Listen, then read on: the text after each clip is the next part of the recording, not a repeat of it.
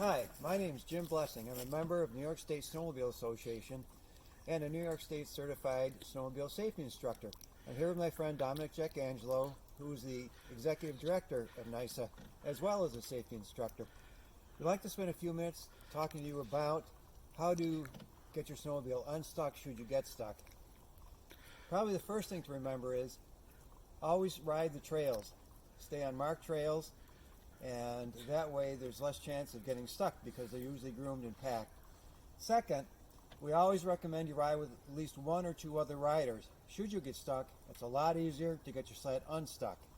All right, so if you're riding and you notice your sled is starting to bog down in the deep snow, rock your sled back and forth to give it more traction. Also bounce up and down on the running boards. But when you notice your sled is starting to really slow up and you're going to be stuck, stop. Shut your sled off, take your helmet off, unzip your jacket because you're going to be working pretty hard and building up heat and you don't want to sweat because you'll get hypothermic later on in the day. So, you want to clear the snow out from the front of the sled.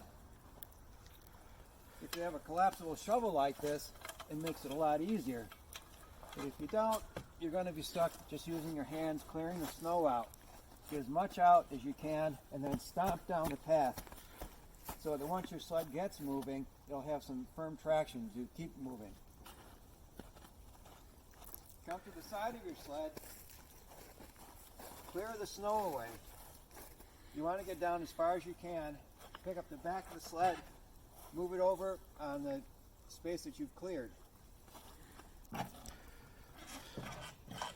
When you think you've got it cleared enough, start your sled and give it slow acceleration, steady acceleration, bounce, and rock your sled back and forth to get traction.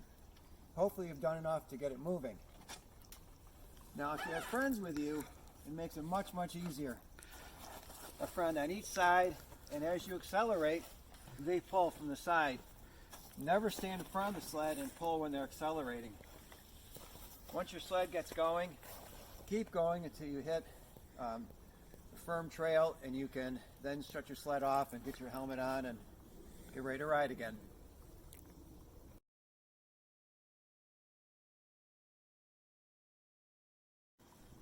Hi, and I'm Dom Jacangelo. I'm also a New York State Certified Snowmobile Safety Instructor.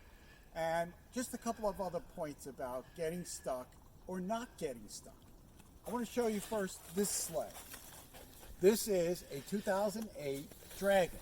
It has a short track and what are short paddles on the sled.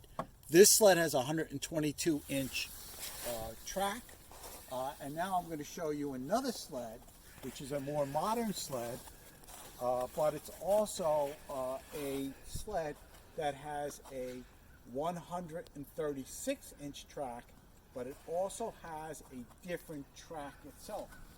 This track has a much more aggressive paddle, and you can grab a lot more snow. I will tell you, with the Dragon, I get stuck every time I go out. With the Switchback, not so much. So when you choose your sled, also choose how and where you're going to be riding.